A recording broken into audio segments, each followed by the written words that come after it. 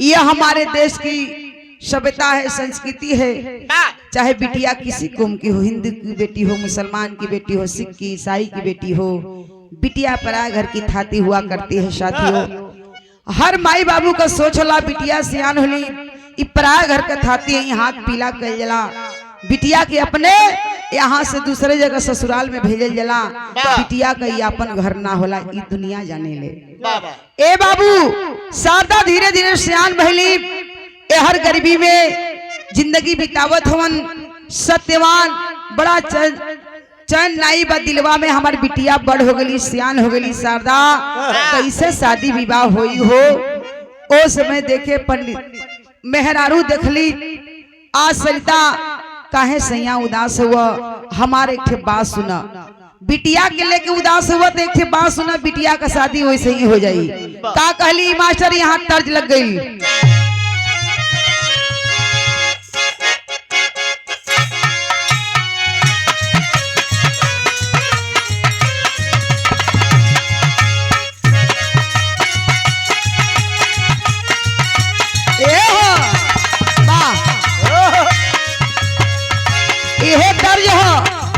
कौनो लड़की अपने ससुरा के बाद बतौलस, का कहे? पतिदेव आइल हवन, सुहाग रात की बेला में घूंघट उठावत हुआ लड़की के बात कहला। का कहला? ऐसे ना हम घूंघट उठाई,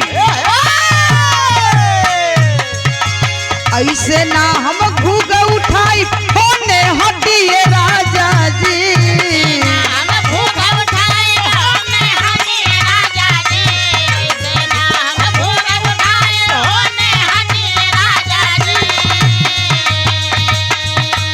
ऐसे ना हम घूंघट उठाई, होने हटिए राजा जी।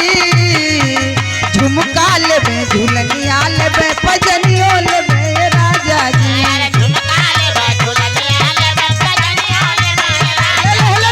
क्या बात है?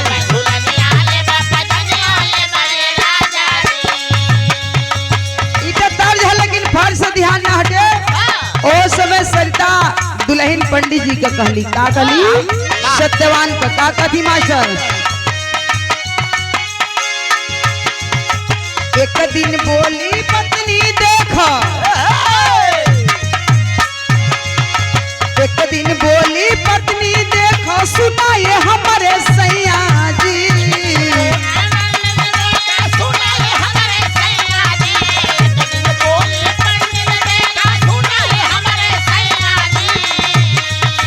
एक दिन बोली पत्नी देखो, सुनाए हमारे सैया जी। घर में बाटी सुता सयानी, कैदा कहीं सगैया जी।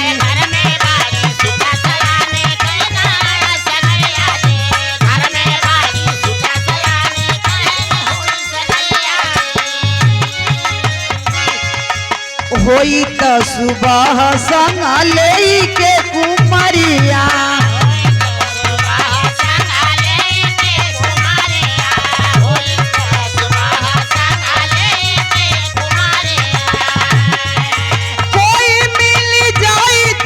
दी हो छोकरिया।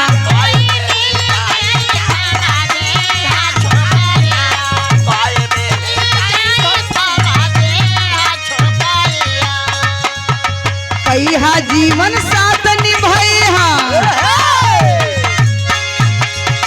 कहिया जीवन साथ निभैया, सुनाए हमारे सैया जी।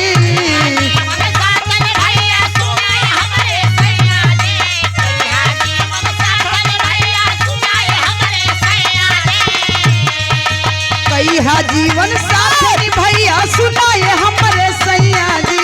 घर में बाती सुता सयानी, कैदा कहीं सगैया जी।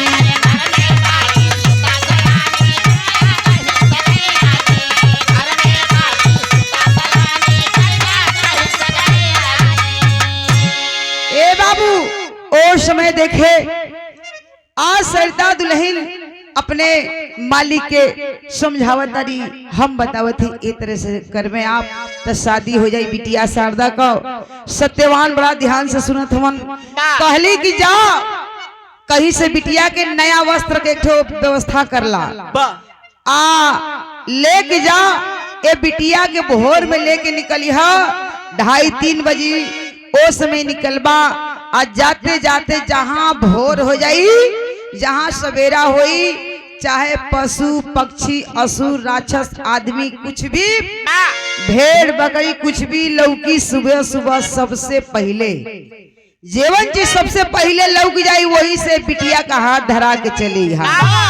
देखे बाबू, आज दुल्हन के बात मान के सत्यवान तैयारी कैले हन, नया वस्त्र का व्यवस्था कैलन, बिटिया के दिलन। बिटिया बड़ा खुश होके पहले बड़ी चले के बिटिया घूमे।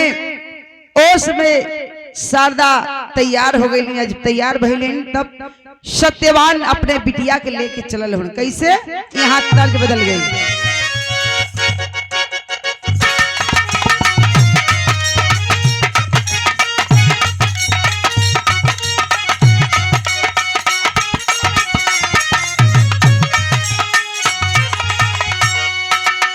यह तर्ज का बोल है, कोनो लड़की के गौना ना भइला, शादी भइल हल, शादी भइल बा, दुल्हा परेशान है मिले खातिर। तो पहले लोग चिट्ठी लिख के कबूतर की गले में बांधे, तो पहले लेटर भेजे लोग, तो लोग लेटरवा में अपने दिलवा का बात लोग लिखे। यही बात के लिखल रहा लड़की का, गवना के बात राजा,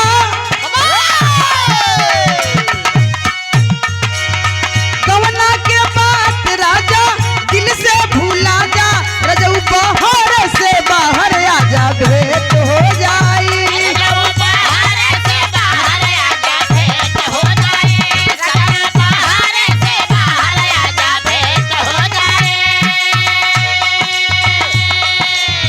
तर्ज है लेकिन फर्ज ध्यान न हटे।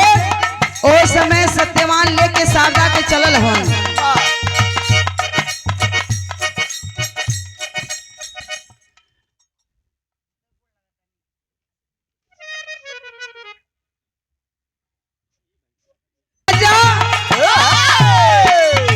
गवना के बात राजा, दिल से भूला जा, रजऊ बाहर से बाहर आजा, भेंट हो जाई,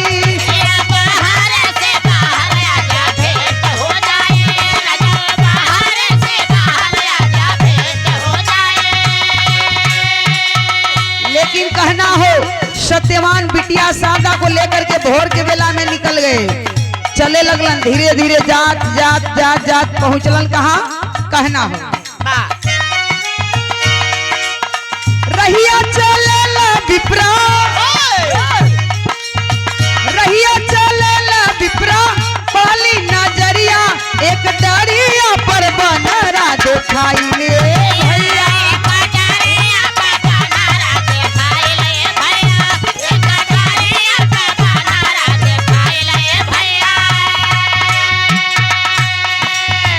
जाते जाते जाते जाते बहुत दूर चल गलन। एक बहुत बड़ा जंगल दिखाई दिलस। वही जंगलवा में हल्ला से पहले एक आम के पेड़ रहल, पहले ही वो आम के पेड़ पर नदी के जब पहुंचलन तो वो समय उजाला हो गई। सबसे पहले दिखाई दिले बा वो आम के पेड़ पर एक कलिया करिया कलूटा बंदर उस आम के पेड़ के डाल पे बैठा है। आज जब वो बानर बैठल बा तो सबसे पहले बानर दिखाई दिलस, वही ठमक गइलन। सत्यवान ठमक जाते हैं, बिटिया का हाथ छोड़ देलन, कहलन बिटिया एक बात सुना। दिमाग में बात आ गई, क्या आई? कैसे का काटी तोहरा माई के बाचनिया,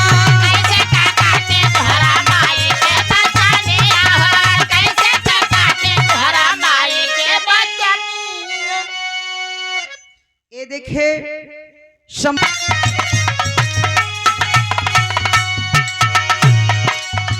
कैसे का काटी तोहरा माई के बाचनिया,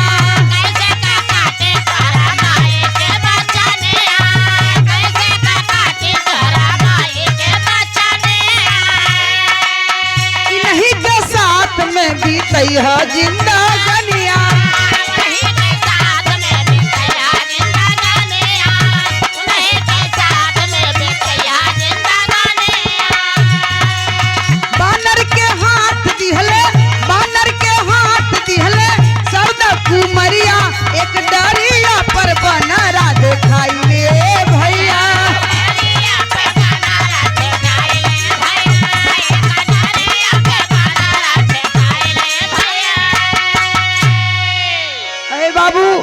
आज देखे वह शारदा से सत्यवान कहने लगे कि बिटिया तोहर माई का याद आ गई। तोहर माई जो वचन देले रही हमरा के कि सबसे पहले सुबह की बेला में जो कुछ भी दिखाई दे दई, असुर राक्षस आदमी जन पशु पक्षी जो भी दिखाई दे वही से बिटिया का हाथ धरा के चली तो हमके याद आ गई।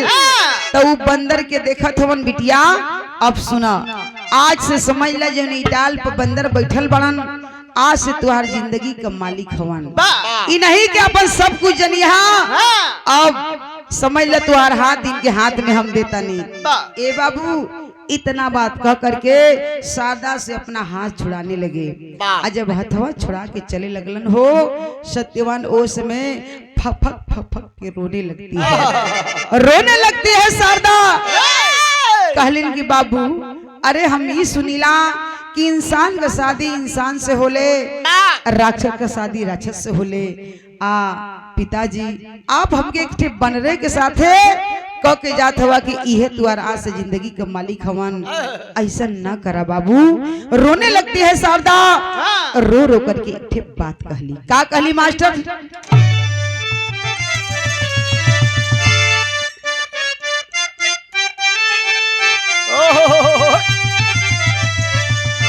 इहे दर्ज हो कोनो प्रेमी प्रेमिका के बात हो, चाहे प्रेमिका कहती है चाहे प्रेमी के मान ली। का कहले बा?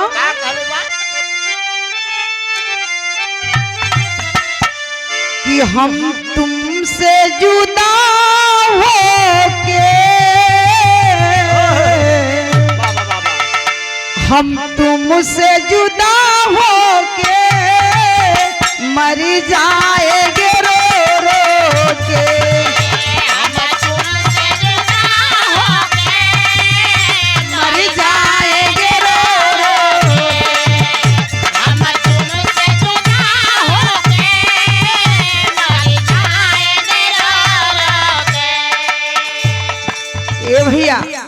रो रही है शारदा। कहली कि बाबू एक बात सुनी। का कहली? सुता रो रो करी बोली, सुता रो रो करी बोली, बाबू मत ऐसा कीजिए।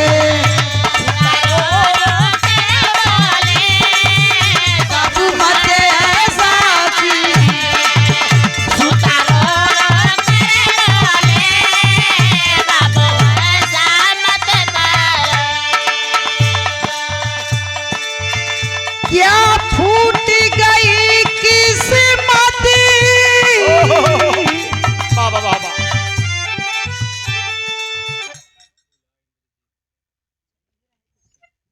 ये देखे सर्वसम्मानी सदैव आप महफिल के बादशाह दुल्हे राजा आप माननीय श्री इंद्रजीत जी, आपकी ओर से 500 रुपया देकर के हमें सम्मानित किया गया। दुल्हा दुल्हन का जोड़ी हमेशा भगवान सलामत रखो। जब तक गंगा जमुना में पानी रहे तब तक वर वधू का जिंदगानी रहे। आप सभी लोगों को नमन वंदन अभिनंदन स्वागत। एक स्वर से जय भीम जय भारत नमो बुद्धाय बहुत बहुत साधुवाद है। कहना है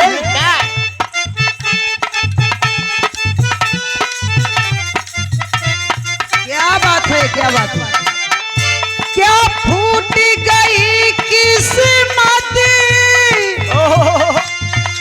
जीवन साथी मेरा बानर,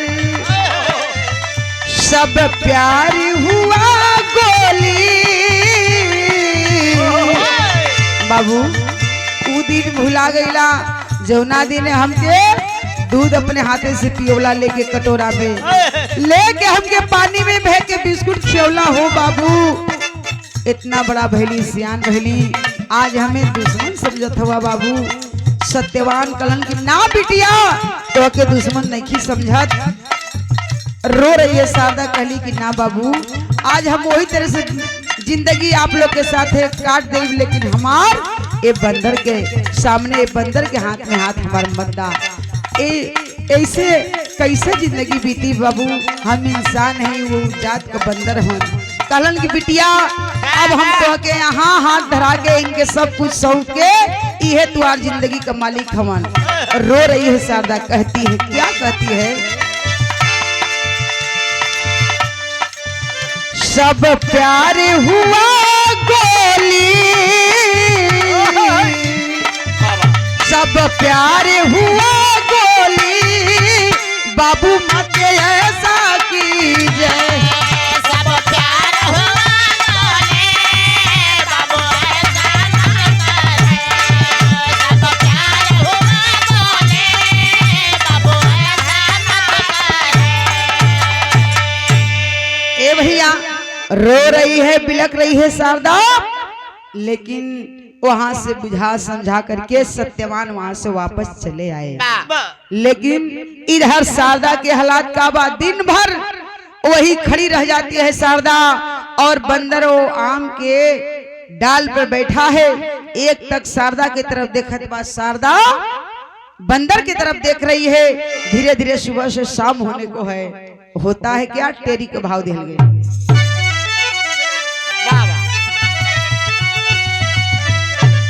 अरे दुहाई देत बेटी रह गई, ये भैया दुहाई देत बेटी रह गई, कलेजा थाम विप्र बंदर को हाथ धराई धराई। अरे वाह, कलेजा थाम विप्र बंदर को हाथ धराई, दुहाई देत बेटी रह गई। वहां से वापस आए सत्यवान बिटिया को छोड़ करके। एक तक बिटिया देखत बा सुबह से शाम हो गई। आज जब शाम भइल तो वह बंदर उस पेड़ के नीचे डाल से उतरता है, पेड़ के नीचे आता है, जा करके शारदा का हाथ पकड़ लिया। हाथ पकड़ के आगे आगे बंदर चलने लगता है, पीछे पीछे शारदा वही बन के तरफ। आज जब चलन तो भइल का मास्टर, 1 बीघा इतना दूरी पर वो बनवा में अंदर पहुंचलन। आज जब 1 बीघा इतना दूरी अंदर वो वन में प्रवेश कैलन तो एक ठे गुफा दिखाई देत बा। आ गुफा दिखाई देत बा, वही गुफा में बंदर हाथ पकड़ रही बा शारदा का, आगे प्रवेश कैलस, पीछे से शारदा भी चल देती है। और वो गुफा में चलते चलते चलते चलते बाबू करीब 1-2 बीघा इतना दूरी पर वो अंदर गुफा में प्रवेश कैलन। तो देखे के मिलता का, देखे के मिलल, तर्ज बदल गए।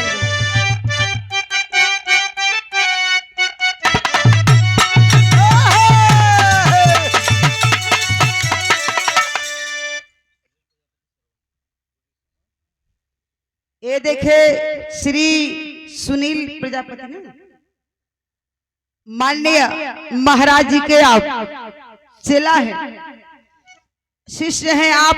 भैया की ओर से 100 रुपया देकर को सम्मानित किया गया। गुरु जी के चरणों में कोटि कोटि प्रणाम है, भैया को प्रणाम है। सब जे भी जहाँ से गीत संगीत का आनंद लेत बा, सबके हमार प्रणाम बा, नमन बंदन अभिनंदन स्वागत है। कहना है मास्टर, ये तर्जबा कौनो सास बहू के बात बा, पतोहिया तनी पढ़ल लिखल रहे आज के युग का। आज हम ससुई रहली त तनी पुराने ख्यालात कर रहली। पहले बात सास से बहू का कहतिया, का बहू रा गईलू ना ये का बहू रा गईलू हो, का पागला गईलू ना, का पागला गईलू हो, का पागला गईलू ना, का पागला गईलू हो, का बहू रा गईलू ना ये का बहू रा गईलू हो। हम त खुदे रहिला बहू रहिया, हम त खुदे रहिला बहू रहिया, अइया का बहू रा गईलू हो। हम त खुदे रहिला बहू रहिया, अइया का पागला गईलू हो। हम त खुदे रहिला बहू रहिया, अइया का पागला गईलू हो। जवने पत्थरा के काटे पत्थर काटावा, जवने पत्थरा के काटे पत्थर काटावा।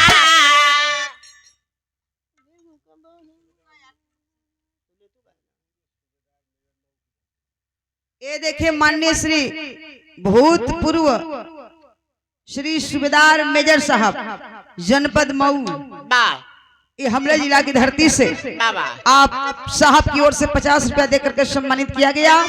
आपके चरणों में कोटि कोटि प्रणाम है। सबके एक स्वर से जय भीम, जय भारत, नमो बुद्धाय, बहुत बहुत साधुवाद है।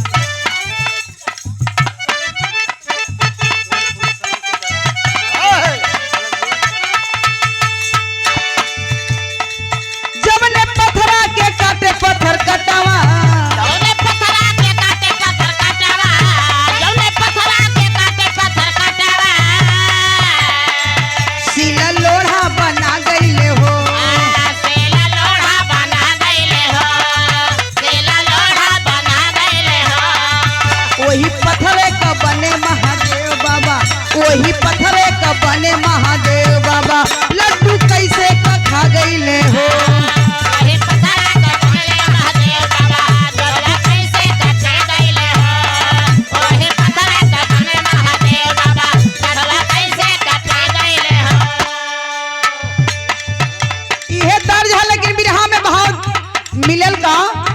ओ समय देखे ओह बंदर लेकर के गया और वही गुफा में छोड़ दिया। हाँ शारदा का एक लाठी दूरी पर जाके वह बंदर दूसरे तरफ चेहरा करके बैठ गया। आज जब बैठल बा तब भइल का मास्टर, दिनवा बितावेली हो कुमरिया, दिनवा बितावेली हो, दिनवा बितावेली हो कुमरिया, दिनवा बितावेली हो। अरे दिनवा बितावेली हो कुमरिया, दिनवा बितावेली हो। दिनवा बितावेली हो कुमरिया, दिनवा बितावेली हो। कौन सूझे ना सुंदर उपैया, न सूझे ना सुंदर उपैया, गोरिया दिनवा बितावेली हो। कौन सूझे ना सुंदर उपैया, गोरिया दिनवा बितावेली हो। कौन सूझे ना सुंदर उपैया, गोरिया दिनवा बितावेली हो। धैले हाथ में हाथ बनरवा, धैले हाथे में हाथ बनरवा, धैले हाथे में हाथ बनरवा। अइले गुफा किनरवा ना, कैले गुफा के नरवाना, कैले गुफा के नरवाना। पहले खेते ऊपर नेवरिया, पहले खेते ऊपर नेवरिया, गोरिया दिनवा बितावेली हो। कैले खेते ऊपर नेवरिया, गोरिया दिनवा बितावेली हो। कैले खेते ऊपर नेवरिया, गोरिया दिनवा बितावेली हो। ए बाबू, बंदर जब ही दूसरे तरफ चेहरा करके बैठता है, चुपचाप शारदा वही खड़ी है गुफा में। ए बाबू हई देखो, करीब 5 मिनट चेहरा दूसरे तरफ किया है बंदर, और जैसे बाबू 5 मिनट के बाद घूमल और खड़ा होता है बंदर, तो सुघर सलोना 20-22 वर्ष का राजकुमार के भेष में खड़ा हो गया। राजकुमार का भेष बदल गया। ले करके हाथ पकड़ करके शारदा का और पूरा अपन हवेली घुमावत हवन, देखावत हवन राजा साहब कि इधर कहीं घोड़ा, कहीं हाथी, कहीं हीरा, कहीं जवाहरात, सब देखे के कहीं नौकर चाकर मैं घुमा के देखावत हवन। सब दिखा दिए, लेकिन 4 गो कोठरी में ताला लाकबा। रानी शारदा कहली, देखे बाबू, वही राजा साहब जब राजकुमार के भेष में हुए, 2 घंटा व्यवस्था में लगा समय, व्यवस्था करके और शादी कर लिए राजा साहब उस शारदा से, दुल्हन बना लिए। और दुल्हन बना करके बाबू सब पूरा व्यवस्था दिखावत रन की रानी, देखो हाई यहाँ व्यवस्था बा, मैं घोड़ा हाथी सब कुछ दिखाए, अपना राजपाट देखली, लेकिन 4 गो कोठरी रहल, कोठरी में चरहोन में ताला लाक रहल। रानी शारदा कहली का राजा से, कहना हो तर्ज कब।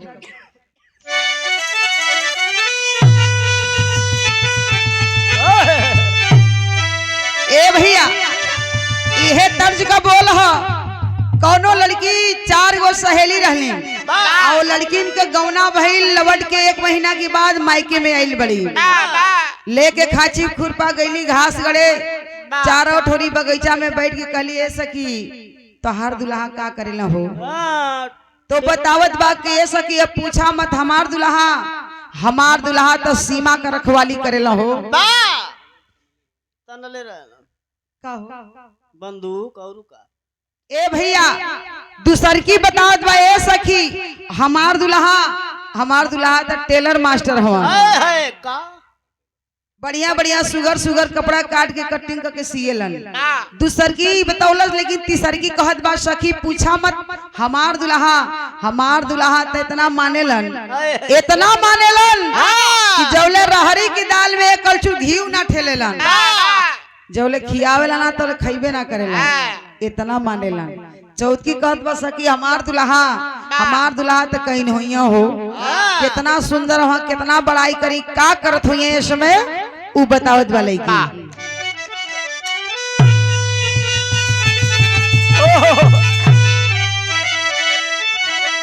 कि कहीं होई है सड़क परी अरे लखता होई है गले डाल के रुमलिया अरे गले डाल के रुमलिया हंसता होई है गले डाल के रुमलिया हंसता होई है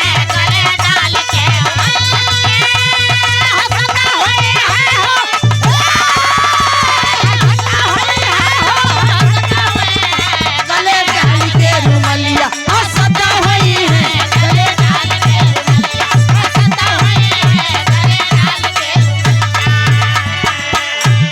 ए बाबू पहले बारात आवे तो जनवासा रुके न हो दिनों में बारात रुके अब तो रात में आवत बा धीरे धीरे आदमी परछावन करके शादी विवाह करके जे लास्ट में रुकल रहा तब समधी भाई रहत हवन अगुआ भाई और दुल्हा का भाई लेकिन पहले शादी होके तो जनवासा बारात रुके सब बारात लोग रुके आ बिहान भैले भी चाहे जे बिराह के ले रहे चाहे नाच के ले रहे तो दिन भर नाच होके शाम को विदाई न होके अब तो भी नहीं हिला के चल जात काका तुहार कब विदाई भइले हमार तो भइल 4 बजे ए सारे के 4 बजे रात में भइल 4 बजे साजी के भइले हां मफिल उफिल लगा तरह समय ना ए भैया तो पहले बारात टिके तो आप लोग देखले होइयन कि हाउ आवे नहीं मांगे वाली कौन बिरादरी करैनी हो हां बिरगु की बिरादरी पता हम भान के कौन बिरादरी रे सार त नहीं उ मांगे आवेली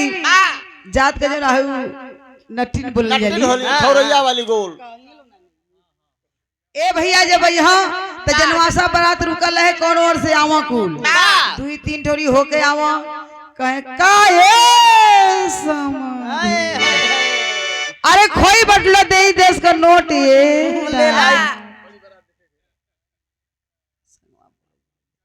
बड़ी बारात देखे के भाई समझी ए बाबू तो ऊ कहे जे के तनी मनी मजा ले तो कहे के तनी गाँव गाँव एठे गाँव तनी सुनाओ कुछ तो ऊ गा कुल का गावे मास्टर का गावे हमरे गुरुदेव श्री सुरेंद्र यादव जी गावे लेके ऐसा ना गावे लेकिन तनी मनी झलक कैसे गावे तनी मन नकल करे चाहिए ओह अरे जुगुला जोड़ी हो जुगुला जोड़ी दोनों पनिया के जाली अरे दोनों पनिया के जाली जुगुला जोड़ी दोनों पनिया के जाली दोनों पनिया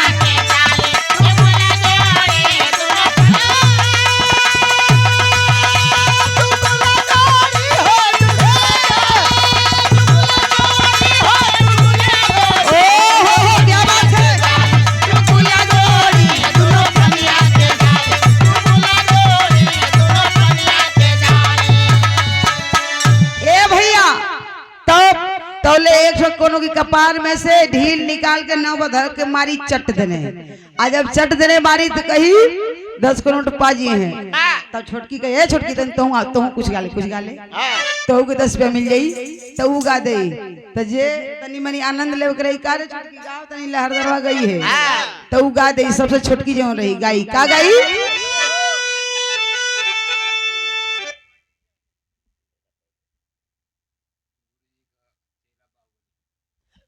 देखे हमारे गुरुजी के आप शिष्य हैं, चेला हैं श्री बाहुबली जी। हाँ महाराज जी के आप चेला है, आपकी ओर से बहुत सा सम्मान भरा पुरस्कार प्रदान हुआ। बहुत बहुत हम प्रणाम करते हैं। सब लोगों के नमस्ते प्रणाम है। गुरु जी के चरणों में कोटि कोटि प्रणाम करते हैं। सब भैया लोगों के नमस्ते प्रणाम है। तो जो सबसे छोटकी रही तो गा दी अल्लाह रा के कैसे गाई? कैसे लहराई? अरे उड़ावले बा आसमान में जहाजिया, आसमान में जहाजिया, अरे उड़ावले बा आसमान में जहाजिया, उड़ावले बा आसमान में जहाजिया, उड़ावले बा आसमान में जहाजिया। ई तो छड़ी का आनंद रहला आप लोगों के मनोरंजन बदे, लेकिन कहानी से ध्यान न हटे। उस समय देखे राजा साहब शारदा रानी के सब व्यवस्था देखौनी, लेकिन रानी कहली कि हम सब व्यवस्था तो रउआ का देख ली, लेकिन ई कोठरी में ताला काहे लगल बा? का पूछा थी मास्टर? भाव लगल। अरे देखाई स्वामी जी हो, अरे देखाई स्वामी जी, महल अंदर कोठरिया देखाई स्वामी जी, महल अंदर कोठरिया दिखाए स्वामी जी, महल अंदर कोठरिया दिखाए स्वामी जी, महल अंदर दिखाए स्वामी जी हो, दिखाए स्वामी जी हो, दिखाए स्वामी जी, महल अंदर कोठरिया देखाई स्वामी जी, महल अंदर कोठरिया। दिखाए स्वामी जी, महल अंदर कोठरिया। कि कुछ कुछ देखवली आ कुछ कुछ बतवली, आ काहे चार कोठरी में ताला लगवली।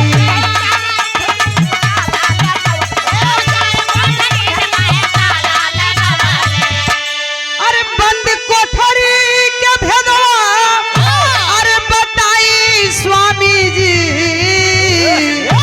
महल अंदर कोठरिया देखाई स्वामी जी, महल अंदर कोठरिया देखाई स्वामी जी, महल दिखाए स्वामी जी हो, दिखाई स्वामी जी हो, दिखाए स्वामी जी, महल अंदर कोठरिया देखाई स्वामी जी, महल अंदर कोठरिया। दिखाए स्वामी जी, महल अंदर कोठरिया।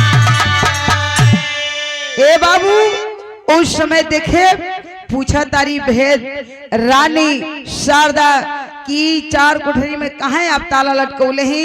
एक एक खोल के ताला दिखाई कोठरी में। राजा साहब लेकर के जाते हैं रानी शारदा के पहला ताला लाख जन कोठरी के बाद खोलते हैं ताला, आ खोलन ताला तो देखे के मिलल कि इंसान के पैर से वो कोठरी भरल रहल। दूसरी कोठरी के देखौलन कि इंसान के हाथ से वो कोठरी भरल रहल, हाथ काट के रखल रहल, वो हाथ से कोठरी भरल रहल। तीसरी कोठरी के खोलन ताला लाग देखौलन कि इंसान का खाली आंख वो कोठरी में रहल, आंख से वो कोठरी भरल रहल। चौथा कोठरी के देखौलन कि एक ठे लाश बा आ दू ठे जवान लड़की ओ लसिया का मनसवा नोच नोच खात रहली। चारों कोठरी में जब देखली रानी शारदा तो अवाक हो जाती है। अरे स्वामी ई काहे आदमी का एगो हाथ से कोठरी भरल बा, एगो पैर से भरल बा, एगो आंख से भरल बा, आ एगो में काहे दू ठे सियान जवान लड़की लाश के मांस नोच नोच खात हैं? आखिर एकर कारण का बा? तब राजा बतावत हवन। का बतौलन मास्टर?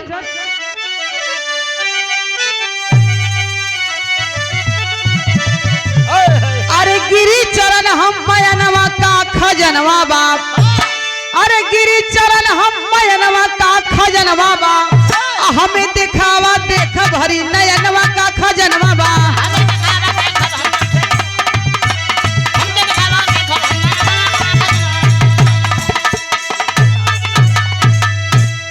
अरे कटा हाथ मानव का रखा भरी नजर में आई हो, दूसरी कोटरी कटे पैर से भरली रही दिखाई हो। अरे तीसरी कोठरी मानव के नयनवा का खजनवा बा, हमें दिखावा देख भरी नयनवा का खजनवा बा।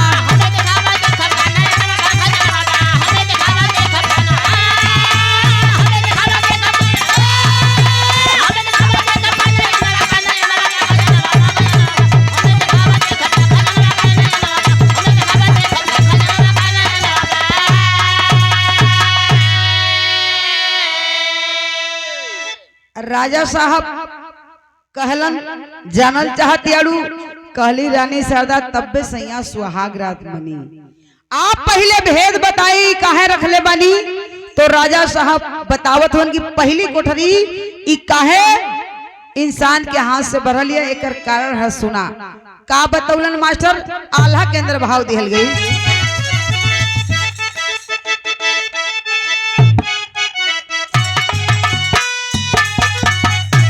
अरे यही हाथवा से जे लूटे, अरे यही हाथवा से लूटे दूसरे का धनवा भैया।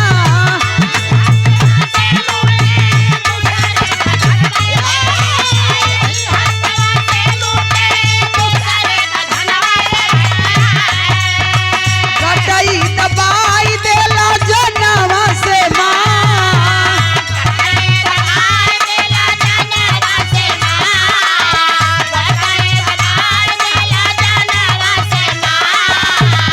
उन्हीं कहाँ खावा रे, उन्हीं कहाँ खावा लो खलबा कोठरी में भैया।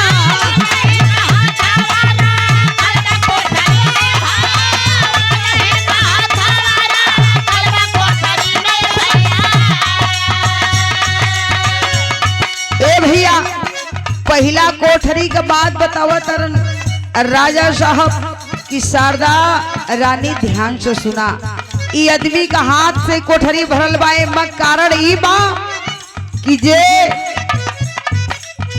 दूसरा का धन लूटेला, दूसरा का धन लूट के ले जाके वही हाथ से फिर ओकर गटई दबा देला।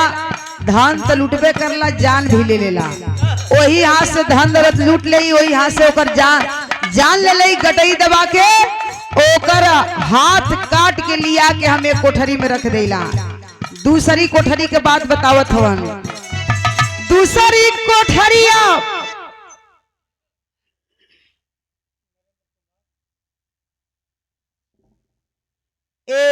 पूजनीय चाचा जी श्री नरेंद्र कुमार जी, आप चाचा जी की ओर से 50 रुपया देकर के सम्मानित किया गया। बहुत बहुत मंच के माध्यम से प्रणाम करते हैं। सबके नमन बंदन अभिनंदन स्वागत बा।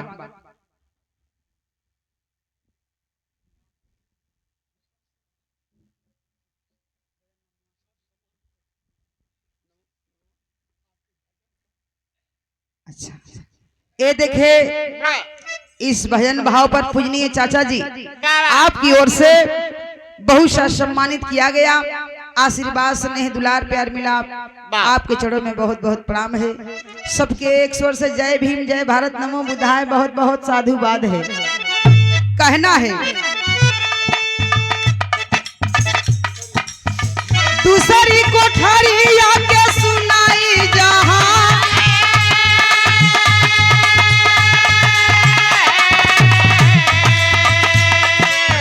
बापा मतारी के मास्टर अपने अपने अंदाज से लोग बदल बदल गावेला। यही अलग है, केहू सदर में गा दे, यही के स्लो में गा दे, यही केहू चलता में गा दे, यही केहू बीरस में गा दे। चूंकि बीरस में लाइन दहना आई है रस का, तो कहना है वही अंदाज हवाई तो क्या बात है। बापा मतारी के, बापा मतारी के मारे लतवा से भैया,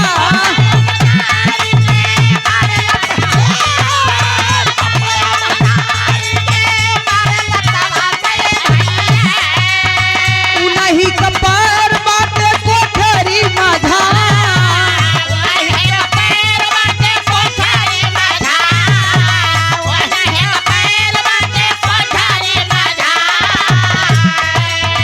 दूसरी कोठरी जवन पैर से भरल रहल राजा साहब बतलावत हो कि देखा ई काहे पैर बा एक कोठरी में, एकर मतलब है, एकर कारण है, राज है कि जे अपनी माई बाबू के बुढ़ौती में सेवा ना करेला, पान बिना, सुरती बिना, बीड़ी बिना, तमाकू बिना तरसा देला, रुपया पैसा ना देला, लाते से मारेला, तो वही का पैर काट के लिया के हमें कोठरी में रख देला।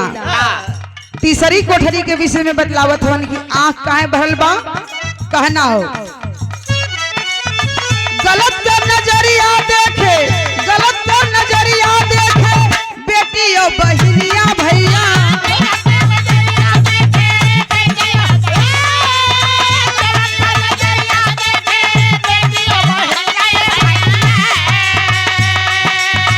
जबरी से पापी जो करेला बलात्कार,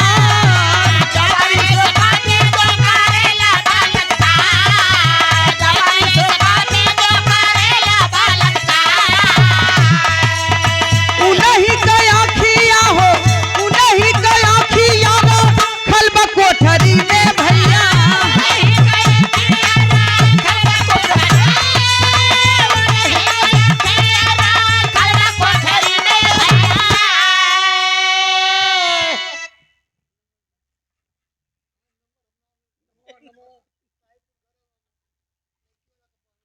ये देखे ताहिरपुर की धरती से लड़की पक्ष से लड़की के फूफा, लड़की के फूफा जी की ओर से यह 50 रुपया देकर के सम्मानित किया गया। फूफा को बहुत बहुत पावलगी बा, नमन बा, सबके प्रणाम है। एक स्वर से जय भीम नमो बुधाय, बहुत बहुत साधुवाद है। ए भैया तीसरी कोठरी के विषय में बतलावत हन कि ई आंख से काहे भरल बा कि जे दूसरे के बहिन बेटी के गलत निगाह से देखेला, गलत नजर से देखेला और ओकरे साथे जबरदस्ती पेश आवेला, कहला का मतलब इज्जत लूट लेला, तो ओकर आंख निकाल के लिया के हमें कोठरी में रख देला। तीसरी कोठरी के विषय में बतौलन। चौथी कोठरी के विषय में बतलावत हन, का कहलन वही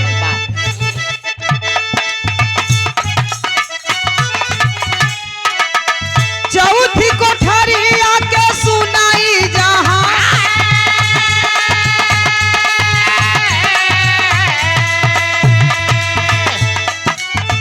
बिटिया के जो की पापी, बिटिया के जो की पापी, बेचेला जहनवा भैया,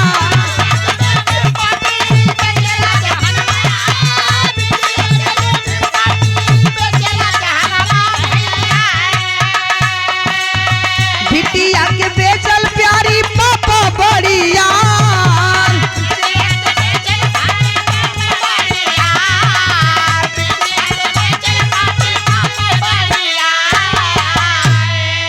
ए बाबू चौथी कोठरी के देखौलन। ए मल्लाश बा, दूगो जवान मांस नोच लइकिया जौन जवानी उहे खातरी मनसवा के नोच नोच। एमा कारण है, एमा यह हो कि जब जवन इंसान लोभ में आके, धन के, दौलत के नशा में होके अपने स्वयं बिटिया के नाच चिन्हरा ले आके कोठा पर बेच देला, दारू के नशा में, पैसा रुपया धन दौलत के नशा में ले आके अपने बिटिया के कोठा पे बेच देला। आज उहे जब मर के आवेला तो यहाँ लिया के रखीला, उहे जब लड़कियां आवेली तो वही का मनसवा नोच नोच के खाली। चारों प्रमाण ला करके राजा साहब रख दिए। रानी कपाट होके लगली कि बाहरे स्वामी, अब खेवन हार हो, नैया के खेवन हार हो। का कहली मास्टर, राजा रानी सुहाग रात मनोलन, कुछ दिन बीत गई, कुछ दिन बीत गई, जिंदगी काटत काटत बाबू वही बीच में 4 बेटवा भइलन। जौने 4 बेटवन का नाम का पड़ल, आखिरी लाइन में कहना है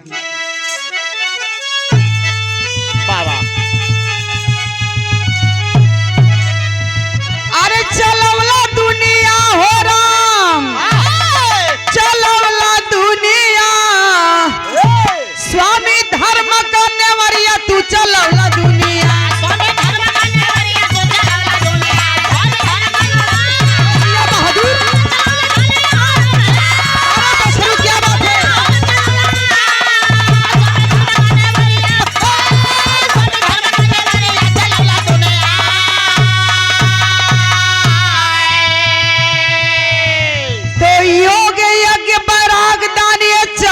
पुण्य कहाई। कहे धर्मी द्वापर के अंत तक तीन बचे ना पाई। तब बदली कल युग में बदरिया तू रचला दुनिया।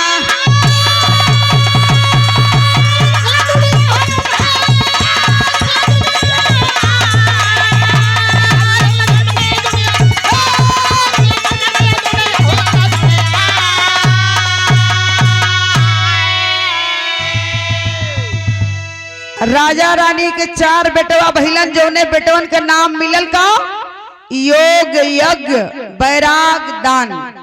4 बेटवा भइलन। तो राजा साहब रानी का बुढ़ौती आ गई। अब बुढ़ौती आई तो राजा साहब बताओ थे कि रानी एक बात सुना, ये 4 बेटवा हमारा हम साक्षात ही सही है, लेकिन 3 बेटवा कौन युग आओ तो समाप्त हो जाई हन।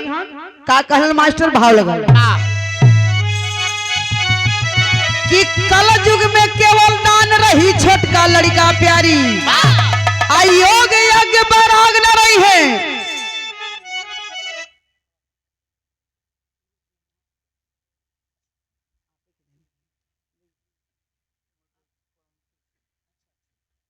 ये देखे परम पूज्य महाराज जी गुरुदेव की ओर से 500 रुपया ना है, 5 लाख 5 करोड़ के बराबर है। आशीर्वाद काफी हो, आपका आशीर्वाद जिसके ऊपर लग जाए जिंदगी संवर जाती है। साथियों, आप महाराज जी की ओर से धर्म की बिटिया के 500 रुपया देकर के आशीर्वाद मिला और 100 रुपया देकर के सम्मानित किया गया। परम पूज्य महाराज जी के आप शिष्य हैं, आपकी ओर से 100 रुपया देकर के सम्मानित किया गया। आपको बहुत बहुत प्रणाम है। महाराज जी के चरणों में हम कोटि कोटि प्रणाम करते हैं। सबके नमन बंदन अभिनंदन स्वागत है। कहना हो राजा साहब बतौलन का कि कल युग में केवल दान रही छोटका लड़का प्यारी। योग यज्ञ बैराग न रही है, बनी है ये व्यापारी। तो चली दान करने वरिया तू रचला दुनिया।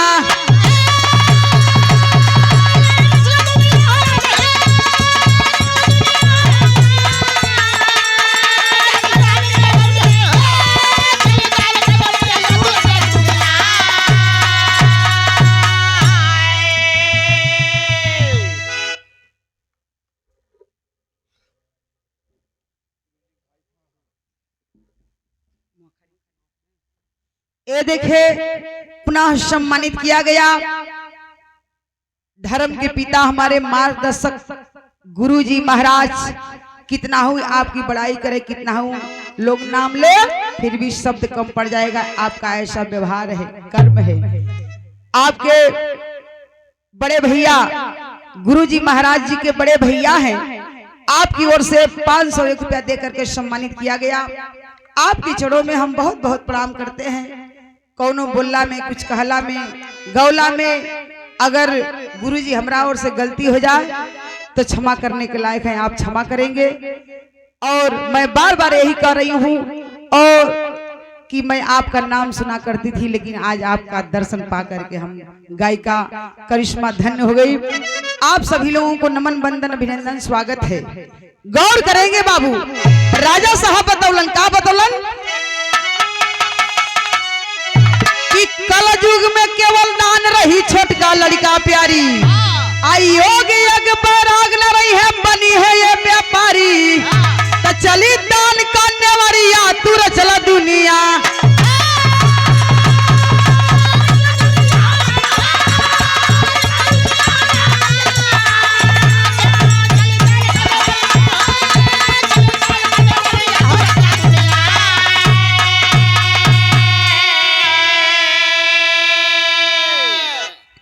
राजा साहब बतौलन अब हमार पढ़ाई आयल बा, हमहू के दुनिया के छोड़ के जाए के है। एक बात सुना, सतयुग त्रेता द्वापर तीनों युग का अंत होते होते माने द्वापर युग समाप्त होत होत तीनों लड़का भी ये दुनिया के छोड़ के चल जाई हन। योग यज्ञ बैराग ये तीनों लड़का ये दुनिया के छोड़ के चल जाई हन। लेकिन कल युग में जो सबसे छोटका लड़का है दान वो अमर रही।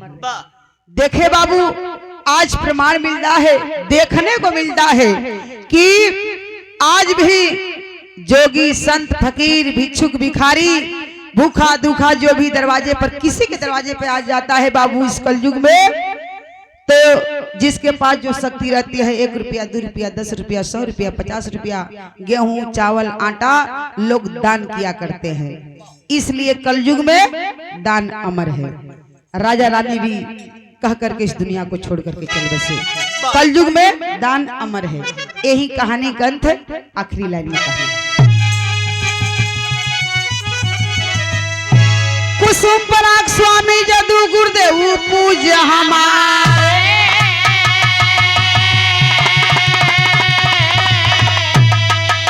भोला बाला काशी सुरेंद्र संग में ईश्वर चंद्र रंग पसारे।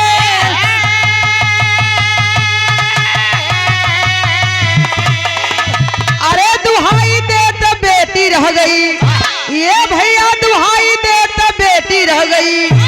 दी के करिश्मा की काव्य कला बिखराई हो, दुहाई दे तो बेटी रह गई।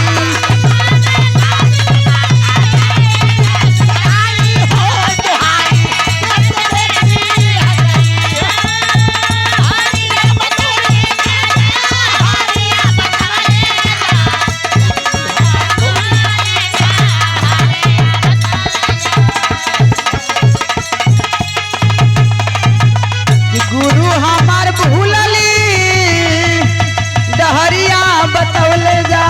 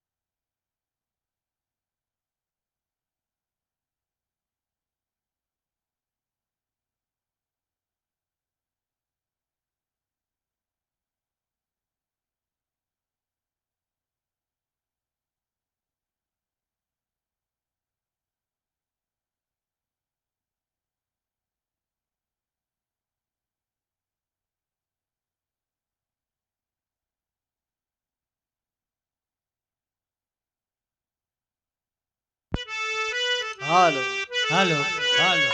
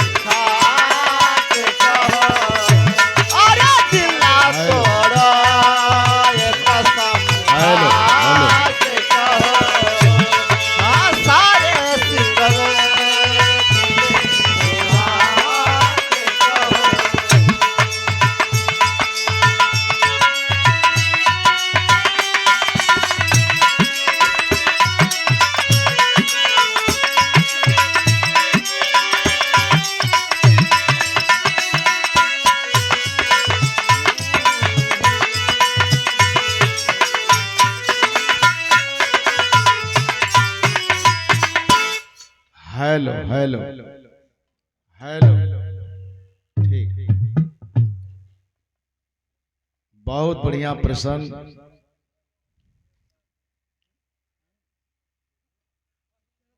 क्या होगा? 5 बजे में 2 मिनट बाकी है। 20 मिनट। हाँ सही कहते हैं आप। हाँ ये लोग 2 मिनट कहते हो पैर हम कहले कि ये भाई। हाँ भाई, केहू को मोबाइल कुछ दिखावेले, केहू को मोबाइल कुछ दिखावेले। तो अपने ऊपर है। घड़ियों को सुई है, जब चाहिए तब हर से बस घुमा दे, मन का करे के बाद। लेकिन एक अध्यात्म और छोटे से लोग सुन लिया। अब सुखदेव मुनि का जन्म अंडवा वाला, अब गाँव में टाइम ना अंडवा वाला ना। अरे हम जानत है अध्यात्म कब्बे से डॉक्टर साहब का सोच है।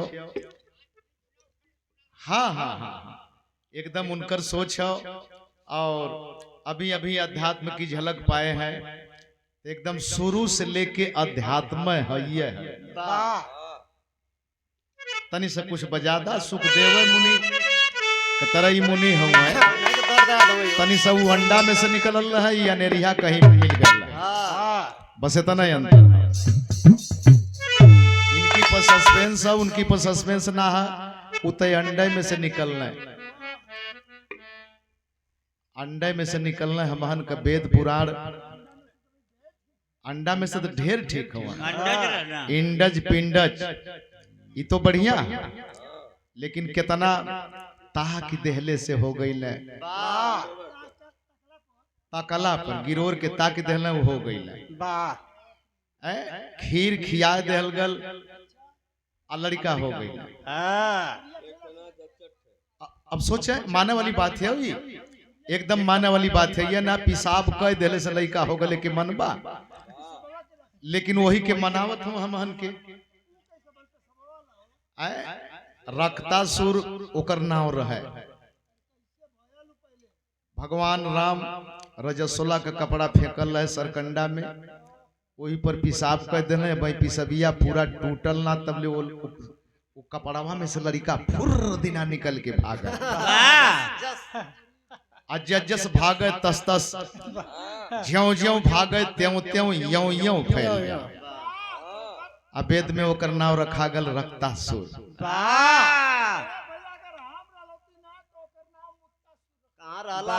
हाँ चाहत रहे ये आधार पर ये व्याकरण बढ़िया बैठा था। ये काल्पनिक चीज है। अरे पशु पक्षी से बियाह है आदमी का करा दे। जामवंत भालू रहल, उनका लड़की जामवंती रहे, उसे भगवान कृष्ण से बियाह करा दे। मछरी के पेटे से लड़का हो खाए दे।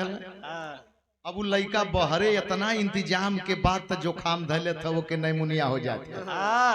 अब मछरी में वो लड़की पैदा भइल और राजा के साथे ओकर बियाह भइल।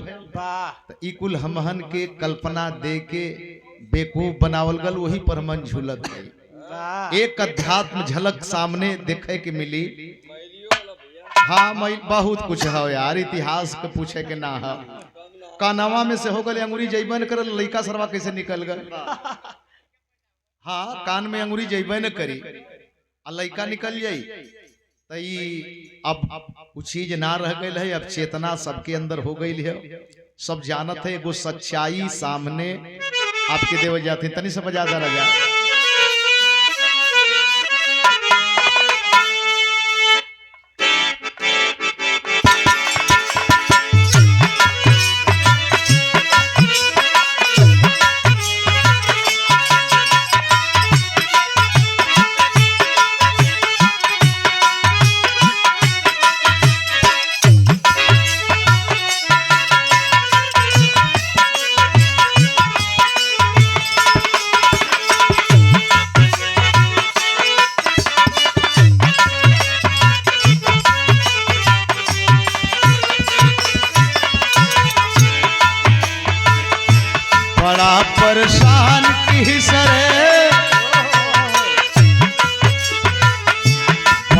परेशान की सर ससुरे में सजनवा गवनवा जब पहिले गईला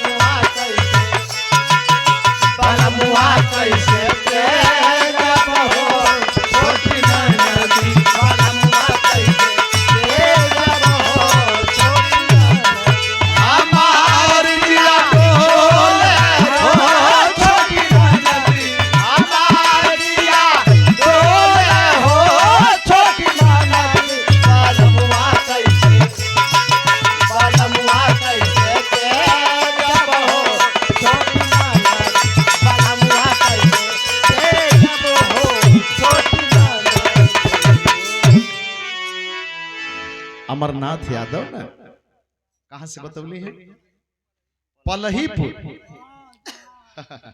बड़ा सम्मानित स्थान है।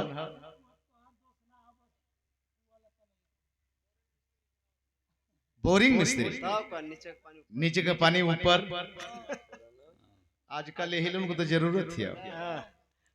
भैया के बहुत बहुत प्रणाम। दोनों लोग को छोड़ दे अब बर बयाना हम दे देते हैं जाके बोरिंग कह दी है का करे के बाद स्टेजर नीचे हो गल होई। हाँ लेवलवा नीचे भाग गल होई तन सब भिड़ावे के परियो में दो चार हाँ हाँ अरे आप लोग बहुत बड़ी चीज है भाई। और गुरु महाराज के दरबार में एक छोटा सा प्रसंग और चहेता प्रसंग जिस रास्ते पर आप हैं देखें सच्चाई है कहे के तो बहुत जल्दी ताल ठोक के केहू ठोक देला लेकिन एक बार जाने के बाद पहचान समझ में आती है कि अंगद महाराज क्या है और उनके यहाँ कैसे कैसे लोग जाते हैं। तो छोटा सा प्रसंग